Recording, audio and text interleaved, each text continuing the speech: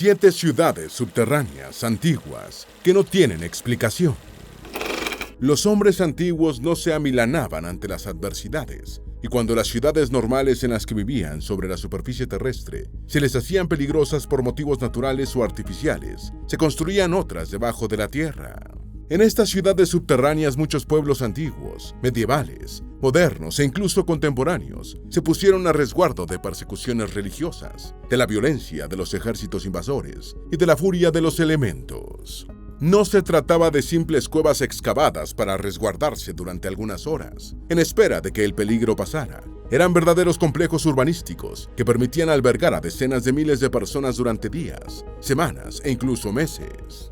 Unas construcciones que disponían de almacenes, despensas, cocinas con hornos, establos para los animales, iglesias y de otras facilidades que permitían llevar una vida incómoda, pero parecida a la llevada sobre el suelo en tiempos de paz. Estas ciudades fueron dotadas de unos ingeniosos sistemas de ventilación, de suministro de agua subterránea y de extracción de gases que impedían que los intrusos descubrieran fácilmente su existencia. En este video vamos a explorar 7 ciudades subterráneas que constituyeron verdaderos monumentos al ingenio de la humanidad y a su instinto y determinación de supervivencia. Antes de meternos a fondo, no te olvides de suscribirte a nuestro canal y activar las notificaciones para mantenerte al día con nuestras actualizaciones.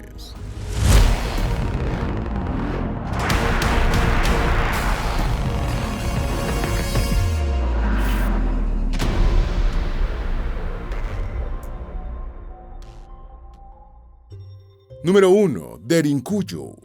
Derinkuyu, también llamada El Engubu en griego Capadocio, es una antigua ciudad subterránea de varios niveles, cerca de la moderna del mismo nombre en la provincia turca de Nevşehir.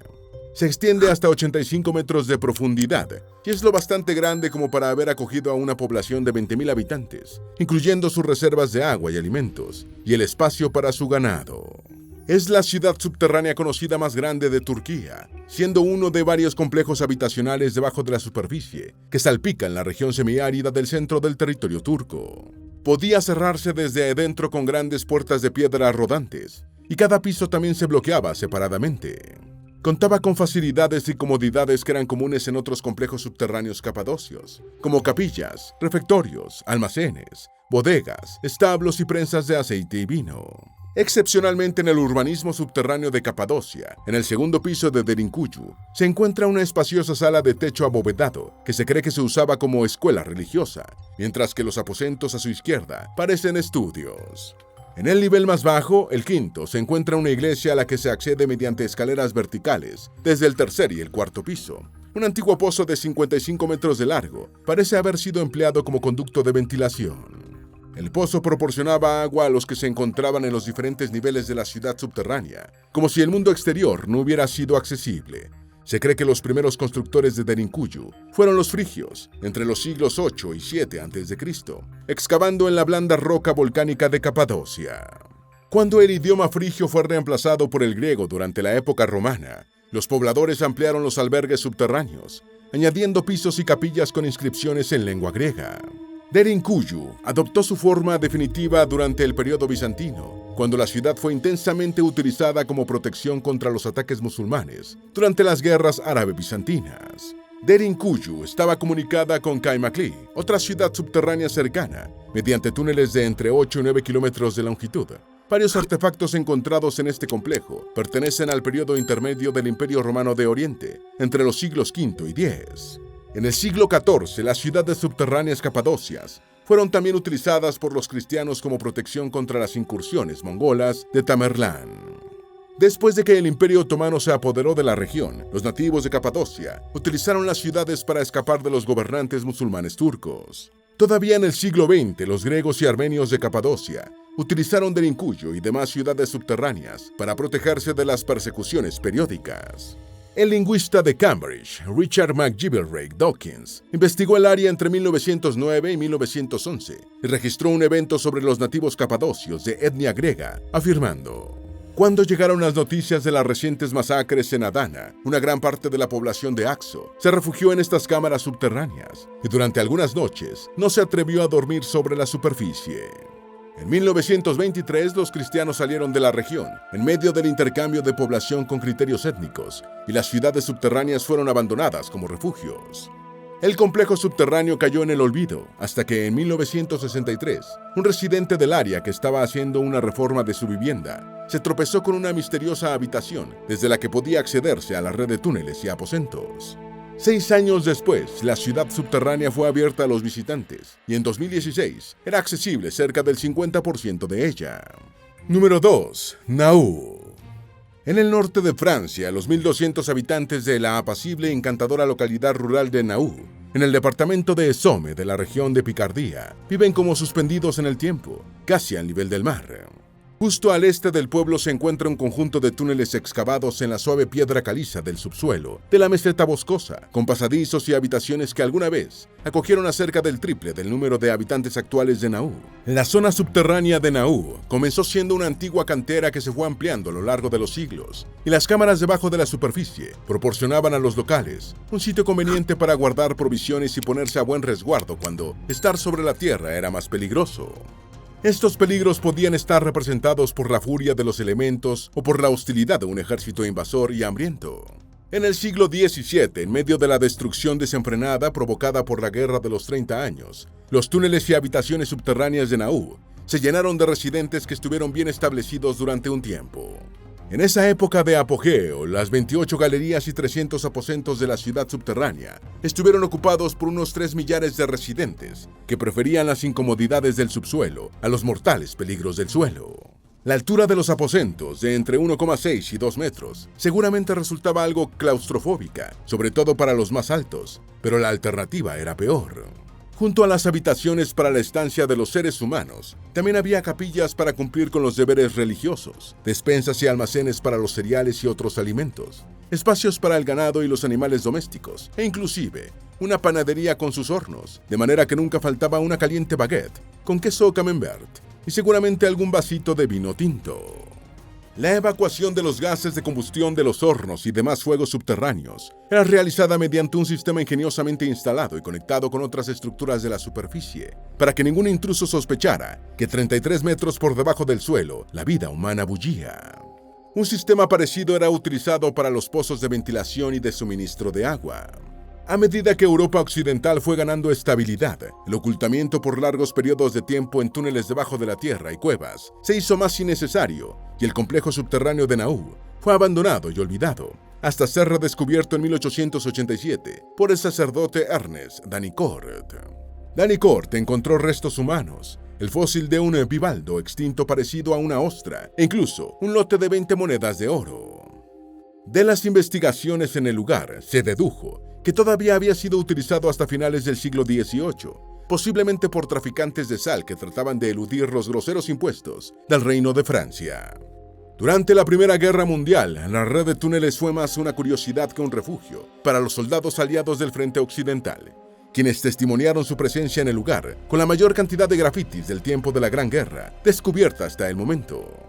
Cerca de los grafitis elaborados por los soldados entre 1914 y 1918, se encuentran los testimonios que más de 2 siglos y medio atrás dejaron las personas que se refugiaron en los túneles de Nauru durante la Guerra de los 30 años. Pero la utilidad bélica de Nauru no terminó con el armisticio que puso fin a la Primera Guerra Mundial. En el transcurso de la Segunda Guerra Mundial, tras la invasión de Francia por el Tercer Reich en 1940, el ejército de ocupación alemán utilizó Nauru como cuartel general.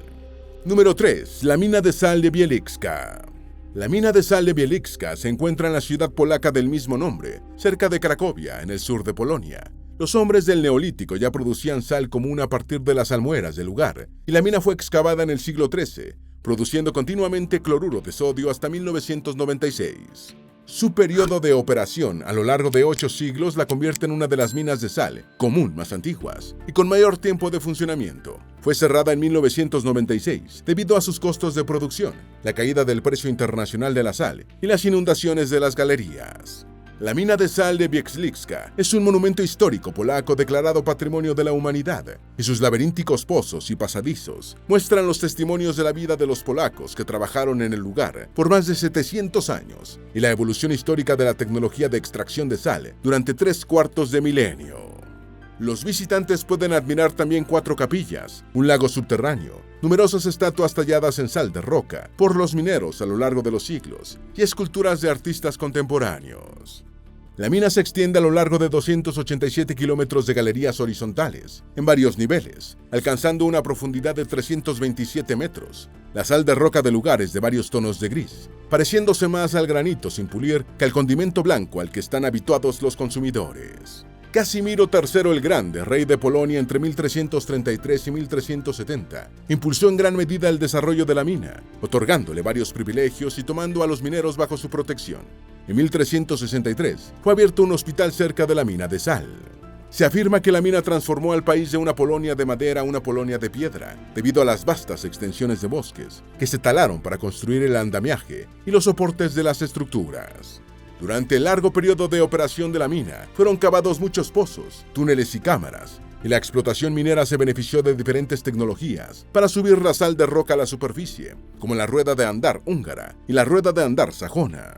Tras invadir y ocupar Polonia en 1939, Alemania utilizó la mina de sal de Wierzchowska en sus planes de fabricación de armamentos. En 1944, varios miles de prisioneros judíos fueron llevados a la mina desde los campos de trabajos forzados de Mielec y Plaszow para trabajar como esclavos en la fábrica subterránea de productos bélicos. Esto llevó a establecer un campo de concentración cerca de la propia mina, que fue construido en el parque de San Kinga y llegó a albergar a 1.700 prisioneros. Sin embargo, la fabricación de armamento en la mina nunca comenzó, por la cercanía del Ejército Rojo de la Unión Soviética, que finalmente expulsó de Polonia a los alemanes. El lugar es actualmente una de las grandes atracciones turísticas del país y ha recibido muchos visitantes ilustres desde sus tiempos de explotación de sal, como Copérnico, Goethe, Humboldt, Chopin, Mendeleev, Baden-Powell, el Papa Juan Pablo II, nativo de un pueblo cercano a la mina, y Bill Clinton. Una cámara de la mina tiene las paredes talladas imitando a la madera, para que se parezca a las iglesias de los primeros tiempos del cristianismo. La capilla de Santa Kinga y algunas cámaras son utilizadas para eventos privados, como bodas. Número 4. La ciudad debajo de Beijing. La ciudad subterránea de Beijing es un refugio antiaéreo de la capital de la República Popular China, construido en el siglo XX durante la Guerra Fría. También es llamada Gran Muralla Subterránea, ya que adicionalmente fue concebida con fines militares.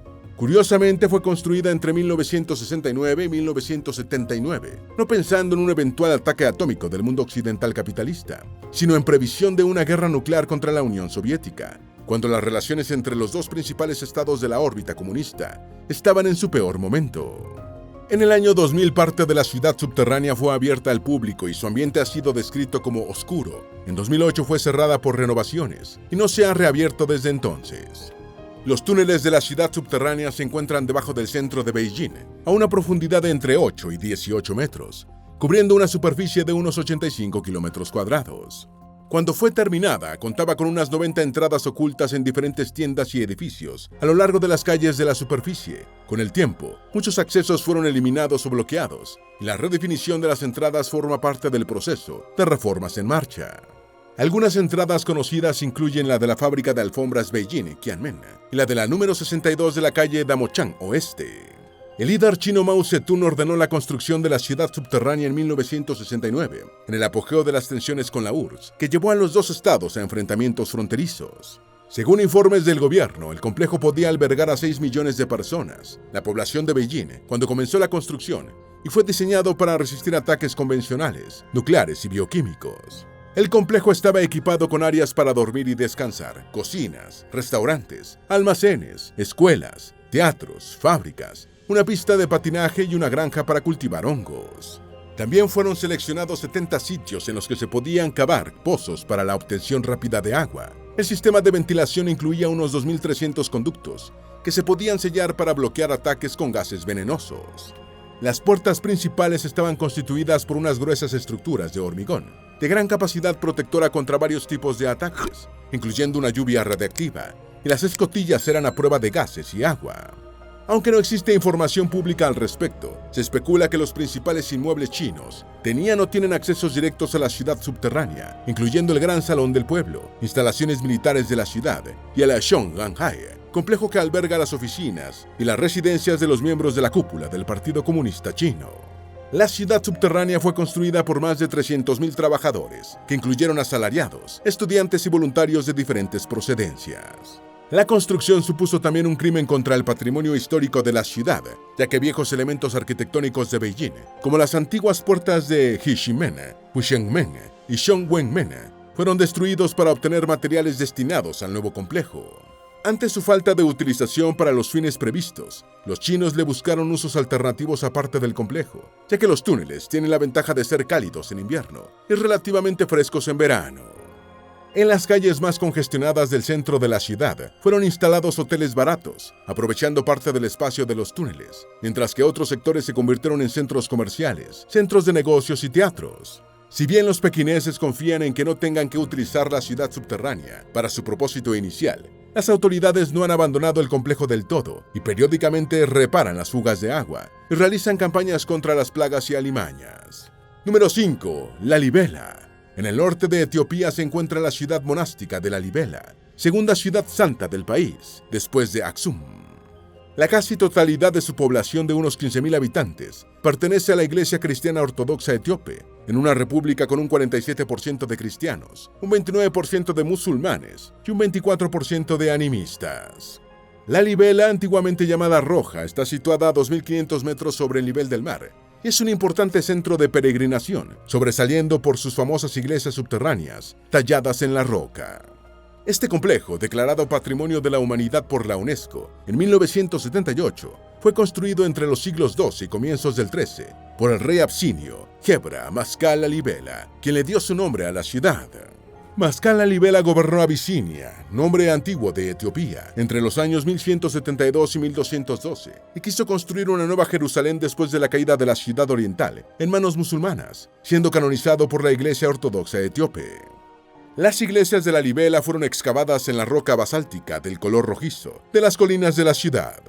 El conjunto religioso monumental es el principal exponente de los escasos restos de la dinastía Zagwe, que gobernó Etiopía entre los años 1137 y 1270, de la que Lalibela era su capital, y el rey Gebra Mascal Lalibela, el gran representante del linaje. Los templos fueron distribuidos en dos grupos, separados por el canal de Jordanos, que simboliza el río Jordán, aunque comunicados entre sí por túneles, pasadizos y trincheras. Los peregrinos suelen iniciar su recorrido en una cruz monolítica. 7 de las iglesias están unidas a la roca madre por el techo o por alguna pared, mientras que 4 son exentas o independientes.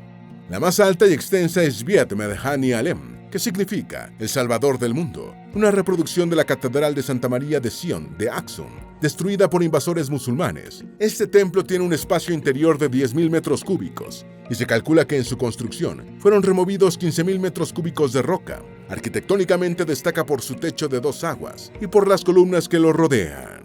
Aunque la fecha de construcción de las iglesias no ha sido establecida con precisión, se cree que la mayoría fueron edificadas entre los años inmediatamente anteriores y posteriores a 1200. La más antigua parece ser Viet Mariam, o Casa de María, un templo con un interior en forma de basílica, ricamente decorado con frescos y bajorrelieves pintados, y con el techo sostenido por una única columna central. Recientes investigaciones sugieren que la construcción de las iglesias pudo haber tomado un periodo más largo.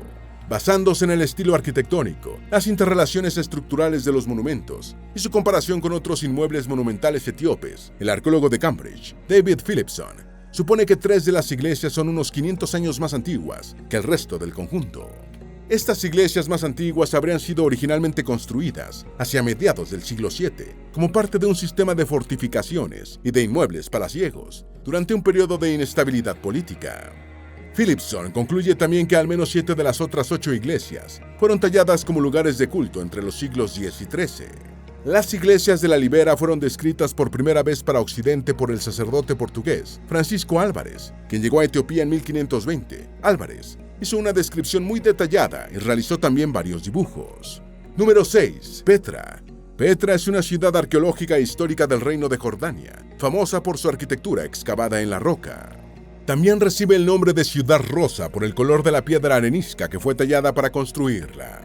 Se ubica adyacente a la montaña de Jabal al-Matbag, entre otros montes que forman el lado oriental del valle del Arabá, que se extiende entre el Golfo de Aqaba y el Mar Muerto. El acceso a Petra es a través del pintoresco desfiladero Sikh, de 1.200 metros de largo. El área de Petra ha estado habitada desde el año 7000 a.C. y el antiguo pueblo árabe de los nabateos, a quienes se atribuye la construcción de la ciudad, se establecieron en el lugar en el siglo IV a.C. Las evidencias arqueológicas muestran la presencia de los nabateos en el siglo II a.C., momento en el que convirtieron a Petra en la capital de su reino. Los nabateos eran comerciantes árabes nómadas que establecieron Petra como un importante centro regional relacionado con el comercio de incienso. El comercio del incienso proporcionó a los nabateos una riqueza considerable y Petra se convirtió en el foco de su actividad. A diferencia de la mayoría de sus enemigos, los nabateos estaban habituados a vivir en duras condiciones y podían repeler los ataques aprovechando la topografía montañosa de la región. Eran especialmente hábiles en el tallado de la piedra, la recolección de agua de lluvia y la agricultura, atributos que fueron de gran ayuda para establecerse en el área de Petra y construir la ciudad. Petra floreció en el primer siglo de la Era Común, cuando la población alcanzó probablemente unas 20.000 personas, y fue construido el Alcaxneg, posiblemente el mausoleo del monarca nabateo Aretas IV y uno de los edificios que simboliza a la ciudad, siempre presente en los medios de promoción turística. Los nabateos desarrollaron en Petra un complejo sistema de presas, canales y cisternas para recoger y almacenar el agua de lluvia, lo que les permitió sobrevivir y prosperar en el árido entorno desértico. Si bien el reino nabateo se convirtió en cliente de Roma desde el comienzo del imperio, pudo conservar su independencia hasta el año 106 de la Era Común. En ese momento, Petra cayó en manos del imperio, que anexó el reino de Nabatea, rebautizándolo como Arabia Pétrea. La importancia de Petra empezó a decaer en la medida que se desarrollaron otras rutas comerciales, basadas en la navegación marítima, y la ciudad recibió el golpe de gracia en el año 353, cuando un terremoto la destruyó parcialmente. La ciudad continuó decayendo durante la época bizantina, y cuando se produjo la vigorosa expansión islámica, sus únicos residentes ocasionales eran un puñado de nómadas. Petra se mantuvo desconocida para el mundo occidental hasta que el viajero suizo Johann Ludwig Burckhardt la redescubrió en 1812. Número 7. Orvieto. Orvieto es una ciudad italiana de la provincia de Terni, en la región de Umbría, en la parte central de Italia. Se eleva espectacularmente en la cumbre plana de un gran cerro de toba volcánica, sobre unos acantilados casi verticales complementados con murallas defensivas, erigidas con la misma piedra. Esta pintoresca ciudad tiene un lado subterráneo que se mantuvo casi oculto por largo tiempo. Construir una ciudad en lo alto de unos acantilados tiene ventajas y desventajas. Entre las primeras están el alcance y la espectacularidad de las vistas, y las defensas naturales formidables. Por el lado desventajoso, el acceso a materiales no rocosos es más difícil y no queda mucho espacio para trabajar. Los orvietanis mitigaron el problema de falta de espacio excavando una ciudad complementaria en la toba volcánica. La bonita ciudad medieval fue edificada en un lugar originalmente ocupado en la antigüedad por los etruscos, un emplazamiento perfectamente situado para resistir asedios, aunque con el serio problema de que su fuente de agua dulce se encontraba fuera del área naturalmente fortificada, en la llanura debajo de los acantilados. La solución ideada fue perforar en la toba volcánica para construir canales y cámaras que permitieran canalizar y almacenar el agua de lluvia, comenzando de esta manera los proyectos de construcción subterránea que continuarían durante los siguientes 2500 años. Gracias a este sistema, los etruscos resistieron un asedio romano durante 2 años, aunque la ciudad, llamada Vesna en ese tiempo, cayó en el año 264 a.C. Sin embargo, los locales continuaron cavando y a comienzos de la Edad Media, el laberinto debajo de la ciudad de Orvieto se había expandido considerablemente. Estas ampliaciones sumaron más pozos y cisternas, pero también galerías, refugios y bodegas de piedra que permitían un control natural de la temperatura, todo construido en niveles superpuestos comunicados por una red de túneles. En algunos puntos se colocaron prensas de aceitunas para hacer aceite, molinos de piedra, hornos para cocer cerámica y pan. En algunos tramos de las murallas de toba volcánica se colocaron unos pequeños nichos que atraían a las palomas, asegurando la materia prima para uno de los platillos típicos de Orvieto, el pichón asado. Las casas de la nobleza y de las personas más acomodadas disponían de túneles excavados en la roca que permitían excavar fuera de las murallas de la ciudad en caso necesario. Sin embargo, debido principalmente a que buena parte del Orvieto subterráneo es de propiedad privada, esta parte de la ciudad se mantuvo casi oculta hasta hace aproximadamente medio siglo.